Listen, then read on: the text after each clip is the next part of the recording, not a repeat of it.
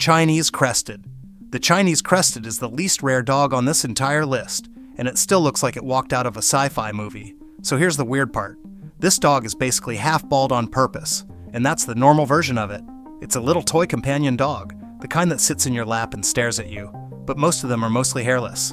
Skin out in the open everywhere except the head, the feet, and the tail. So you get this tiny dog with a wild puff of hair up top, fluffy little socks, a fancy tail, and then just bare skin in the middle. There's actually two types. The hairless one everybody pictures, and a fully coated version called the powder puff, which looks like a completely different dog. Same litter, totally different look. Nobody's even 100% sure where it came from, but the common theory is that Chinese breeders took hairless dogs and shrank them down over time. Later on, these little guys ended up on ships, working as ratters and tiny travel buddies for sailors. But here's the thing. This isn't some tough survival breed. It's a clown. It's needy, it's playful, it's obsessed with its people. The hairless skin needs sunscreen, it needs warmth, it needs actual skin care, so only really dedicated owners go for it. But at least this one isn't 3,000 years old and tied to the Aztecs. The next one is Xoloitzcuintli. Yeah, try saying that out loud. It's pronounced Xoloitzcuintli, or you can just call it a Xolo like a normal person. Now imagine that dog you can't even pronounce being a sacred symbol of an entire country. That's where this gets good. This is one of the most ancient breeds you'll ever see. It comes in 3 sizes, toy, mini, and standard. And like the last one, it's got a hairless version and a coated version. So it's basically the older, more serious cousin of the Chinese Crested. And when I say ancient, I mean it. It's a 3,000-year-old Mexican breed tied to the Aztecs. There are clay and ceramic figures shaped like this exact hairless dog dating back over 3,000 years. So people were literally making little statues of this dog before most of recorded history. As a personality, it's loyal, alert, super clean, calm inside the house, but it's watchful. It's a primitive type breed, so it bonds hard with its family, and it's naturally a little reserved with strangers. So why is it rare here? 3 things stacked up. The name scares people off instantly. The bald look splits the room, and it's way more serious than people expect when they want a cute hairless dog. The real payoff is this. It's not just a bald dog. It's a national symbol of Mexico that walked straight out of ancient sacred culture and into people's living rooms. Speaking of dogs nobody can name, the next one was basically royalty, until a revolution nearly wiped it out. Russian Toy. The Russian Toy is one of the smallest dogs on this list, and it's got one of the most violent backstories. Here's the hook. Being a favorite of rich people almost got this entire breed erased. It's a tiny, elegant little companion dog from Russia.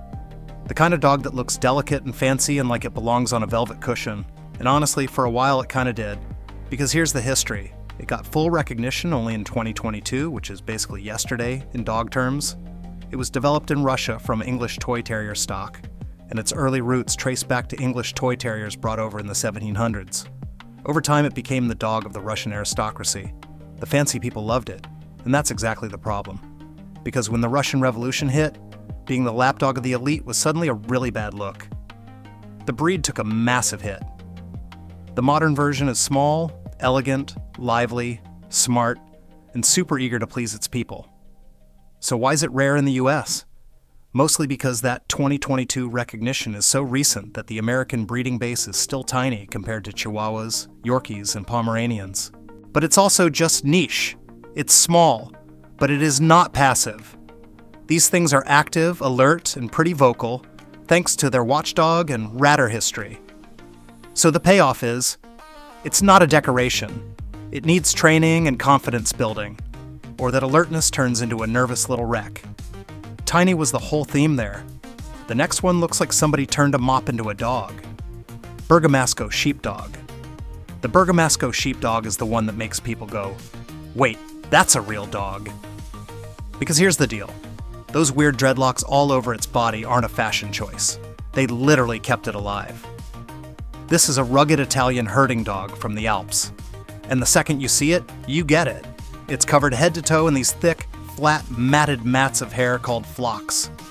It genuinely looks like a walking mop or a pile of laundry that learned to run.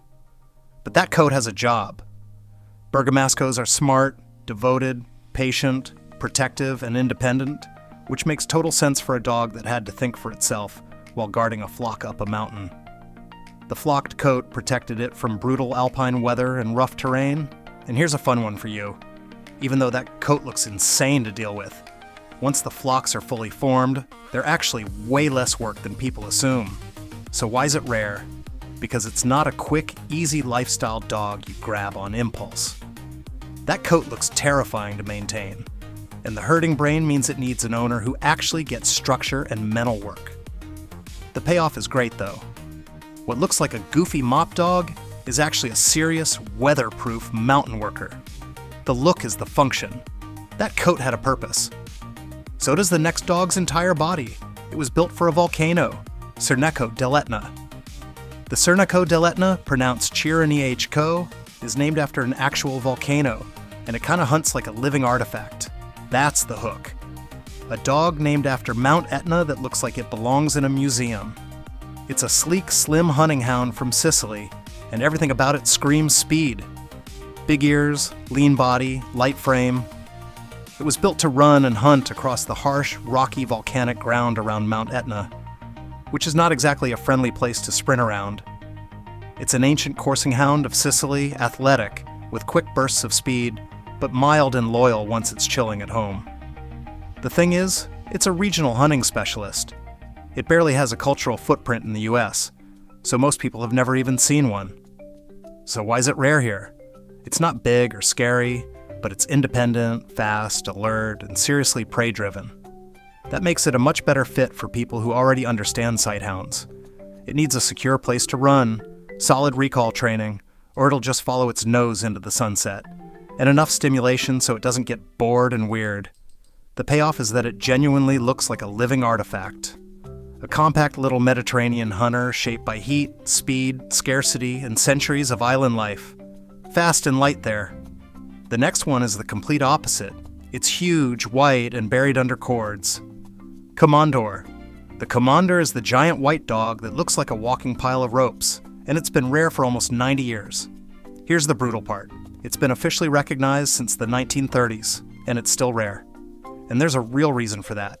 It's a massive Hungarian livestock guardian, and it's famous for one thing, that long, heavy, white-corded coat. Picture a dog the size of a small bear wrapped entirely in thick white dreadlocks. That's a Komondor. Now here's the twist. A lot of rare dogs are rare because they're new and barely recognized. Not this one.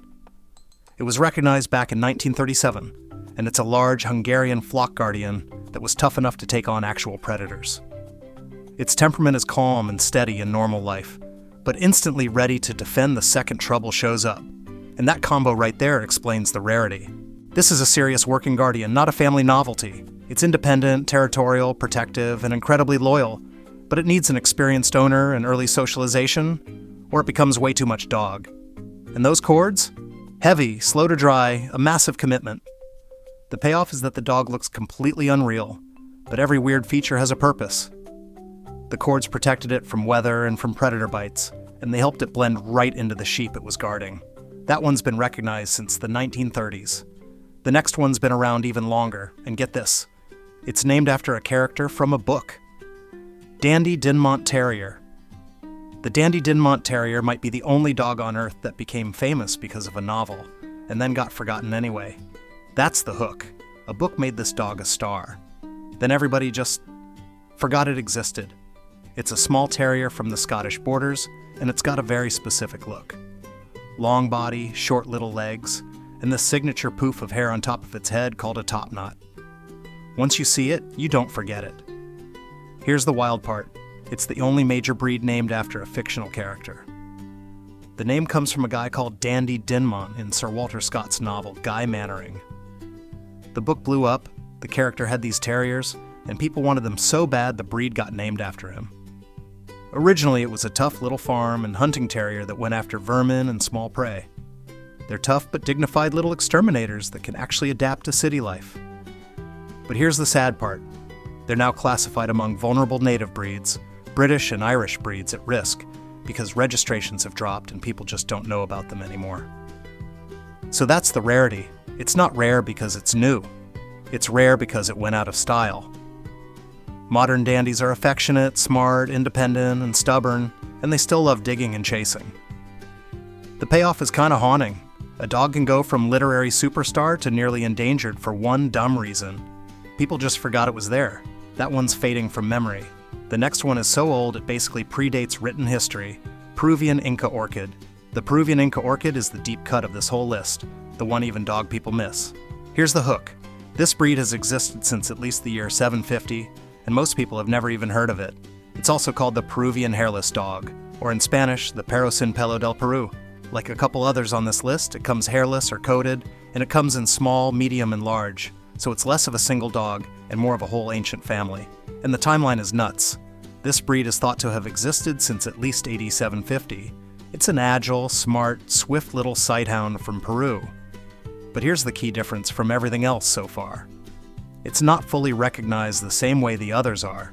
It's still sitting in that waiting room stage before full recognition, which makes it even harder to find. Real quick, if you're enjoying these, the back half gets way rarer, so hit subscribe so you don't lose it. Now this next one is Israel's national dog. So why is the Peruvian rare? It needs a very specific owner. The hairless type needs sun and cold protection, and the breed itself is sensitive, alert, and reserved with strangers, sweet with its own people, cautious with everyone else. The payoff is that it stacks everything: ancient Peruvian roots, hairless genetics, real sighthound speed, and a tiny modern breeding base. Canaan dog. The Canaan dog is Israel's national dog, and it's one of the most ancient-feeling breeds you'll ever come across. Here's the hook.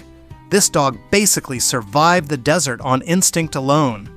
It's a quick, medium-sized pasture dog, and everything about it feels old and natural, like it wasn't really designed by people so much as shaped by survival. No crazy coat, no extreme features, just a lean, alert, capable dog. It's quick, docile with its own family, but aloof with strangers, and a vocal, persistent guardian of both the flock and the home. And that personality didn't come from nowhere. It was forged by guarding, herding, and straight-up surviving in harsh Middle Eastern environments, where a soft, clueless dog just wouldn't last. So why is it rare in the US? Because its temperament is the exact opposite of what most casual owners want. People want a dog that loves everybody at the park. The Canaan is alert, watchful, and naturally suspicious of strangers. It needs early socialization and consistent boundaries, or that suspicion gets out of hand. The payoff here is the big lesson of this whole video. There's a difference between an old breed and a popular breed. The Canaan has insanely deep roots, but its instincts make it a specialist, not a mass-market pet. That one stays quiet around strangers. The next one literally will not shut up, and that's the entire point of it. Finnish Spitz.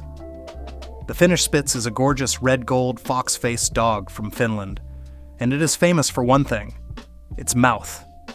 Check this out. Its actual nickname is the barking bird dog. And that's not an insult. That's the resume. It looks like a fluffy little fox. Bright reddish gold coat, pointy ears, curled tail, super alert face.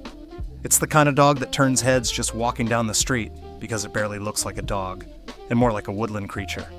But that bark is everything. It's a lively, small, but totally fearless hunting dog, and the way it points out prey is what earned that nickname. Here's how it worked. The Finnish Spitz would find birds and game, and then it would bark, over and over, to hold the animal's attention while guiding the hunter right to it. That bark wasn't a flaw. It was the entire skill. So why is it rare here? Because that skill is amazing in the Finnish woods and a nightmare in a normal American neighborhood. That non-stop barking instinct doesn't switch off just because you move to the suburbs. They're lively, friendly, smart, and alert, but independent and stubborn. And they need training that channels the barking instead of just yelling at them for it. The payoff is a pattern you've now seen a few times. A breed's most iconic talent can be the exact thing that caps how popular it'll ever be. Loud was that one's whole thing. The next one is tall, elegant, and from a part of the world these lists usually skip right over: Azawak.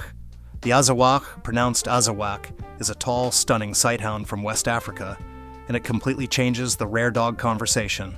Here's the hook. This breed comes from a place most dog people never even think about. It's lean, it's elegant, it's got these long legs and an upright, almost regal build. It comes from the Sahel region, specifically tied to countries like Burkina Faso, Mali, and Niger.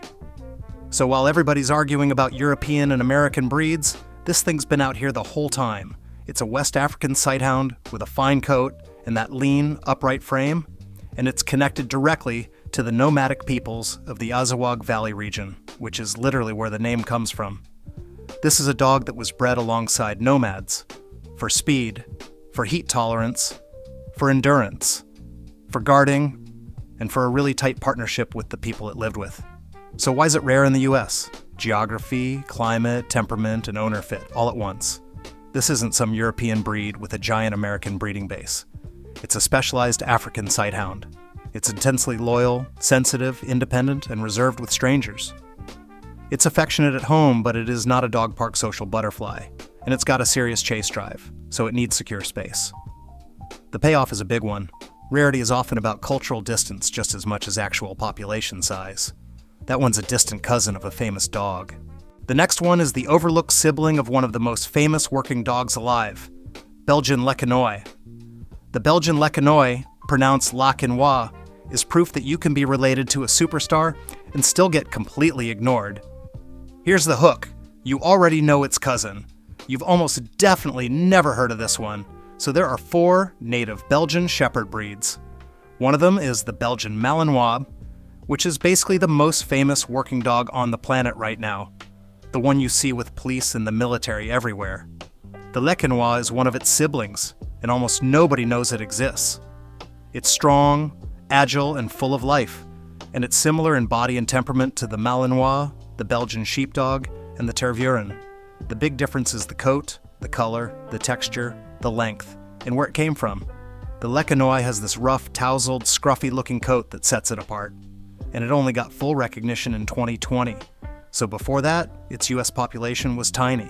So why is it rare? 2 reasons that work against it. People who want a Belgian working dog hear Malinois first and go straight for the famous name. And people who just want a chill family pet take one look at the intensity and back away slowly. Because this is a high-drive herding and guardian breed. Smart, energetic, alert, protective, and totally locked in on its handler. It needs a job. The payoff is that it's a hidden sibling, related to some of the most famous working dogs alive, yet still one of the rarest recognized breeds in America. That one's hiding inside a famous family. The next one breaks every rule you think you know about terriers. Chesky Terrier. The Chesky Terrier, pronounced Chesky, is the terrier that forgot to be a terrier. Here's the hook. Everybody thinks terriers are hyper little maniacs. This one never got that memo. It's the national dog of the Czech Republic, and it's one of the rarest terriers in the entire US. It's got a distinct look too. Low to the ground, long silky coat, and this soft, almost gentle expression that doesn't scream chaos goblin the way a lot of terriers do. And that's the whole interesting bit. It's clever, adventurous, and tenacious when it's working, but way more laid back and easygoing than your typical terrier. It was developed as a practical hunting terrier, but somebody specifically wanted a version that was calmer and more manageable than the high-energy terrier breeds that bounce off the walls. So why is it rare? A narrow origin story, a small population worldwide, and barely any awareness in the US. It just doesn't have the instant name recognition of a Jack Russell, a Scotty, or a Westie. And it's got that specialized look that isn't for everyone. It's still loyal, trainable, a little reserved with strangers, and yeah, it'll still dig and chase if you let it, because it is still a terrier underneath. The payoff is that it smashes the stereotype that every terrier is a frantic little gremlin. This one's rarer, more niche, and honestly way more chill. Calm terrier, surprisingly rare. But it's nowhere near as rare as the desert hound coming up next. Sluchy. The Slugy, pronounced Slugy, is one of the rarest real, fully recognized breeds in the entire country. Let that sink in. Not a waiting room breed, not a maybe. One of the rarest fully recognized breeds in America. It's an elegant, ancient coursing hound from North Africa, and it's got a nickname that tells you everything. The Arabian Greyhound. Picture that lean, graceful greyhound shape, but with this dignified, almost aristocratic vibe to it. It's an ancient North African coursing hound that was used to hunt game out in the desert. It became fully recognized in 2016 after first entering that miscellaneous waiting stage back in 2011. So it took years just to climb into full recognition, and even now it's barely here. So why is it this rare? A bunch of things piling up at once. Tiny US breeding numbers, specialized sighthound behavior, deep North African cultural ties, and a temperament that's gentle with the people it loves, but genuinely reserved with strangers. Slouchies are quiet, dignified, sensitive, fast, and loyal. They need room to run, careful socialization, and gentle handling, because you do not get anywhere with these dogs by being harsh. The payoff is important. That aloofness isn't a defect you need to fix. It's just who the breed is. And that, plus an incredibly small footprint, is why it's almost at the top of this list. That's number 2. Which means there's exactly one breed rarer than everything you've just seen, and its story is the wildest of all. Norwegian Lundehund. The Norwegian Lundehund is the single rarest dog breed in America, and it almost didn't survive long enough to earn that title. Here's the hook. This dog was built for one impossible job, and it nearly got erased from history doing it. It comes from Værøy, a rocky little island in Norway, and it was created for one hyper-specific task, hunting puffins. Not in a field, not in a forest, in steep sea cliffs, inside caves, and through narrow rock passages where almost no other animal could follow. And its body is genuinely built for that in ways no other dog can match. It's the rarest breed in the US. But here's the part that'll get you. By the 1960s, only 6 purebred Lundehunds were left alive in all of Norway. 6. And every single modern Lundehund alive today descends from just 4 related dogs. On top of that, this breed got hit with severe population bottlenecks back in both the 1940s and the 1960s. This dog stared straight at extinction, twice. As a personality, they're alert, energetic, playful, independent, and loyal, but stubborn. So they need patient training. But here's the real payoff, the thing that makes this the perfect ending. Its rarity isn't just about popularity, it's a conservation story. Genetic bottlenecks, dangerously low diversity, and a job that flat out doesn't exist anymore, because puffins are protected now. This is a dog built for one impossible task, nearly wiped off the planet, and kept alive purely because people refused to let it disappear.